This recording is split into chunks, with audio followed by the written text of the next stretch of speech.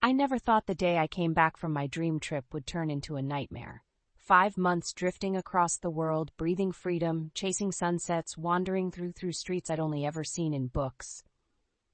But the moment I stepped into the parking garage under my condo, my SUV, the one I'd worked years to buy, was gone. A hollow, sinking feeling hit me hard, and then my mother's voice over the phone pushed me straight over the edge.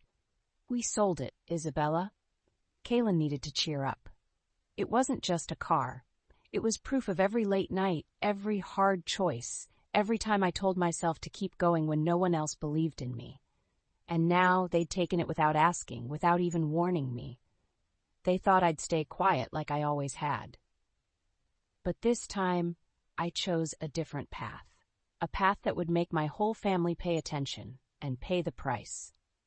If you've ever been betrayed by the very people who were supposed to protect you, stay with me. This story isn't just about loss. It's about taking back what's yours. Subscribe to Avenged Stories so you don't miss the most powerful tales of revenge and justice. My name is Isabella Morales, the quiet daughter in a house that never stopped buzzing. In the suburbs of Atlanta, our home was always filled with the pop music blasting from Kaylin's room, her giggles over the phone, and my parents' endless chatter about her latest influencer deal or shopping spree. I was different, always tucked away in a corner with a book or scribbling math problems, imagining a future I could build on my own. Kaylin was the sun, bright, adored, the center of every conversation.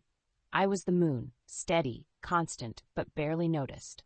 And from early on, I learned a hard truth. If I wanted something, I'd have to earn it myself.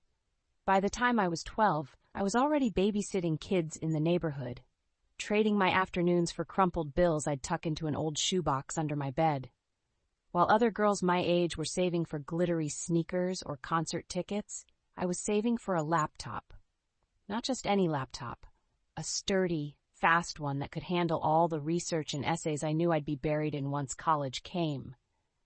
High school was a blur of tutoring sessions, late-night study marathons, and endless scholarship applications. I kept my head down, my goals clear. Meanwhile, Kaylin floated through her teenage years in a cloud of hairspray and designer perfume.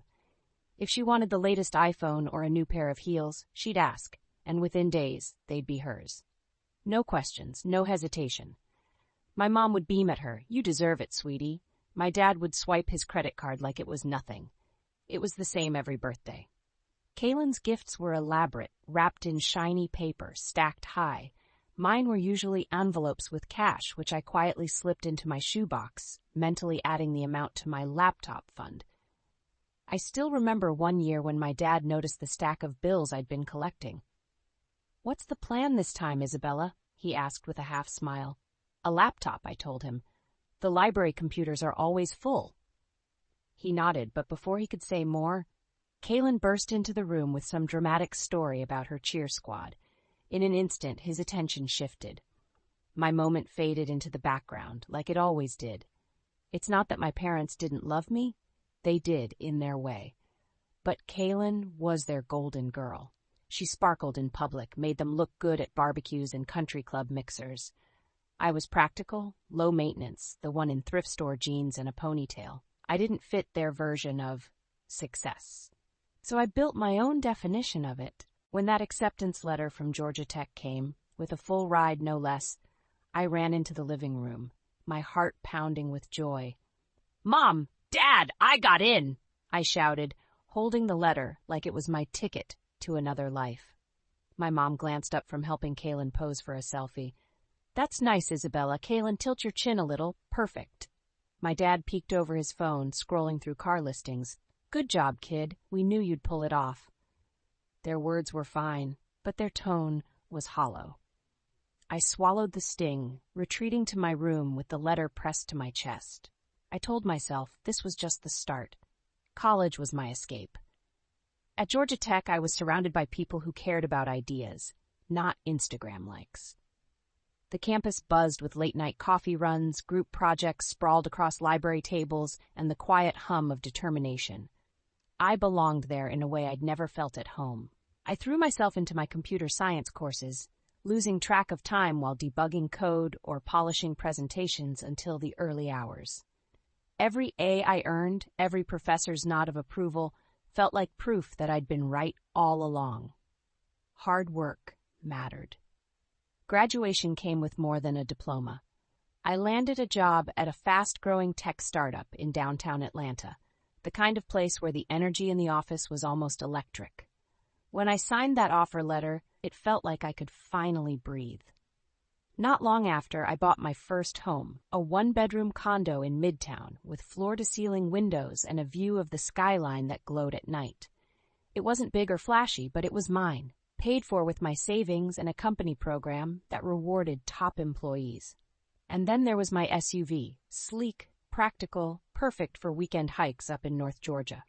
I paid for it in cash, no debt, no strings. Just a quiet sense of pride every time I slid behind the wheel. I didn't rush to tell my family. I'd learned by now that my wins never seemed to matter as much as Kaylin's.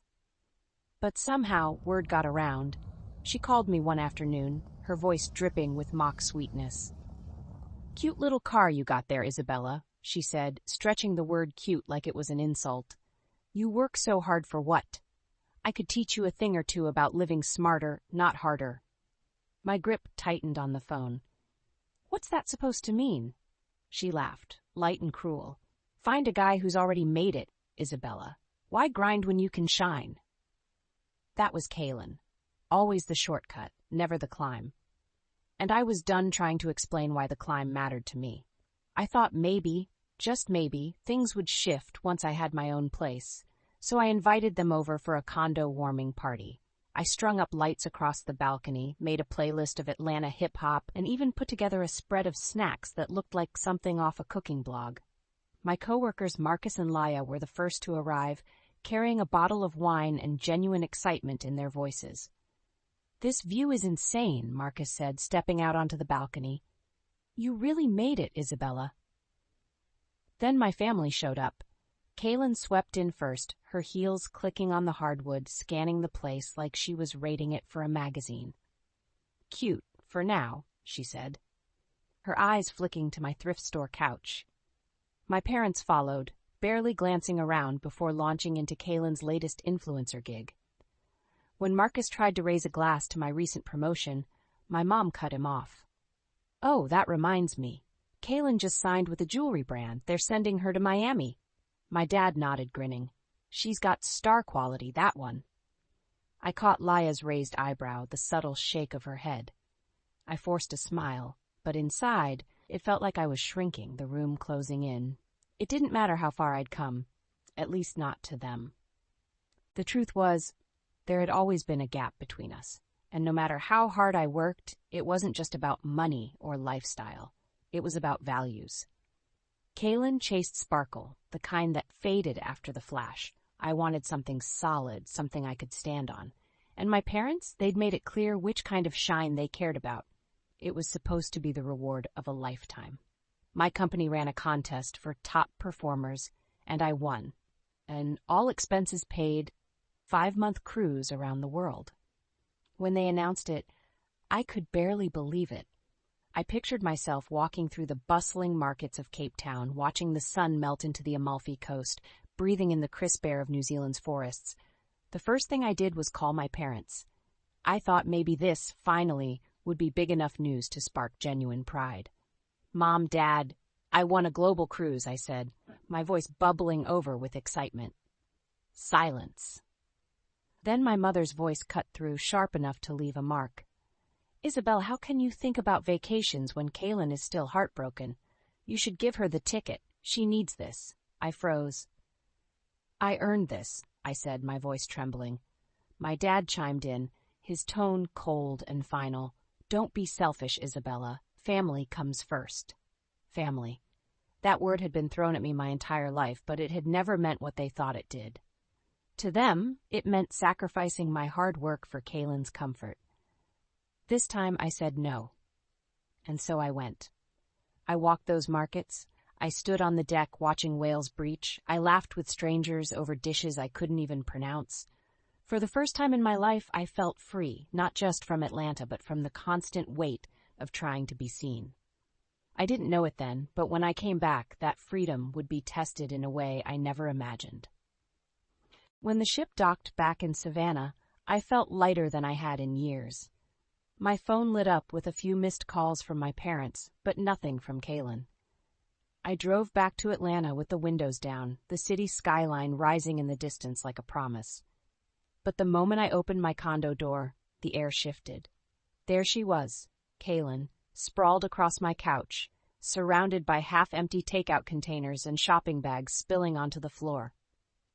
She looked up from her phone with a smirk. "Oh, you're back. I needed a break from Mom and Dad's place. Too much drama." My stomach tightened. "How did you get in?" She rolled her eyes. "Your spare key, duh. Mom gave it to me." I stepped back into the hallway, trying to steady my breathing. I needed air. I headed down to the garage, my fingers gripping my car keys, only to stop cold. My SUV was gone. Panic hit hard. I called my mother. "Where's my car?" I demanded. She laughed, like it was nothing. "Oh, Isabella, we sold it. Kaylin needed cheering up, so we took her shopping and to a spa." My dad's voice came on the line, low and final. "It's family, Isabella. What's yours is ours." The room seemed to tilt. "That was my car. I paid for it," I said, my voice rising. "Don't be selfish," my mother snapped. "Kaylin's been through enough. Selfish." That word, after years of giving in, of swallowing every slight, every dismissal. My hands shook with anger. I hung up. When I walked back upstairs, Kaylin was still lounging like nothing had happened. I stood over her, my voice steady. "Get out." She blinked, confused. "What?" "Out. Now." She tried the tears, the pout, the little girl voice that always worked on them, but I was done. She grabbed her things, muttering about how uptight I was, and slammed the door behind her. I sat down in the quiet and knew this wasn't over. That night I didn't sleep. I just sat at my kitchen table, staring at the spot where my keys used to hang. Every memory of being overlooked, every time they dismissed my hard work, came rushing back in a flood. This wasn't just about a car. It was about every single thing they'd taken from me piece by piece and called it family. By morning, the decision was made. I called a lawyer. We sat in a small office with beige walls and the faint smell of coffee, and I laid it all out. The receipts, the title in my name, the history of favoritism that had crossed the line into theft. My lawyer listened, her pen flying across a yellow legal pad. "They think this is about family," she said finally. "But in court, it's about ownership, and you own that car." The case was ugly. My parents painted me as ungrateful, cold, the daughter who turned her back on them. They told the judge it was all just sharing between family members. But facts don't bend to sentiment. I had proof, and proof speaks louder than performance. When the ruling came, it was almost too quiet. The judge ordered them to pay me the full value of the SUV. They didn't have the money. To come up with it, they had to sell their sprawling suburban house, the one they'd always been so proud to show off, and move into a cramped apartment. The neighborhood gossip spread fast, but I didn't care. The truth was simple. They'd crossed a line, and I'd drawn it back in permanent ink. That was the day I stopped asking for their approval. The silence came first. No more calls, no more texts, no more backhanded advice disguised as love. At first it felt heavy, like walking through a house stripped of all its furniture, empty and echoing. But after a while, that silence turned into space. Space to breathe. Space to think without their voices in my head. I poured myself into work, leading bigger projects at the startup, and earning the kind of respect I used to wish for at home. Marcus and Laya became more than coworkers. They were my chosen family. We celebrated wins over cocktails at a midtown rooftop bar, swapped inside jokes during late-night coding sessions, and actually listened when one of us spoke. Outside of work, I started living for myself. I took a pottery class, even though my first bowl looked like it had survived an earthquake. I hiked the Appalachian Trail, pushing my legs and lungs to their limit. I booked a solo trip to Seattle just because I could. And then I bought a new SUV. Sleeker, smarter, better than the last one. Every time I slid into the driver's seat, I felt a rush of pride, not because of what it was, but because of what it meant. It was mine. bought with my own effort, untouched by anyone else's hands. Now, when I sit in my office at night looking out at the Atlanta skyline, I don't think about what my parents say if they saw me here. I don't need their applause. I built this life, step by step, choice by choice. Sometimes I miss the idea of family. But the truth is, I've found something better, myself. And once you know your worth, no one gets to take it away again. If I could go back and speak to the girl I used to be, the one counting dollar bills in a shoebox, hoping someone would notice her, I'd tell her this: you don't need their recognition to prove your value. You don't have to keep shrinking to make space for someone else's spotlight. Family is supposed to mean safety, love, and respect. But when those things are missing, you have the right to protect yourself, even if it means walking away. Loving yourself sometimes requires burning the bridge that keeps leading you back into the fire. I used to believe justice was something you hoped for. Now I know it's something you take, one boundary, one decision at a time, and every step toward your own peace is worth it, no matter the noise you leave behind. So to anyone listening who's been told they're selfish for wanting what's theirs, you're not selfish. You're allowed to fight for it. You're allowed to demand it. And you're allowed to live without apology once you have it. This isn't the story of what my parents took from me. It's the story of how I learned they could never take me. Standing here now, looking out at the city lights from my condo, I realize something I never thought I'd feel. Peace.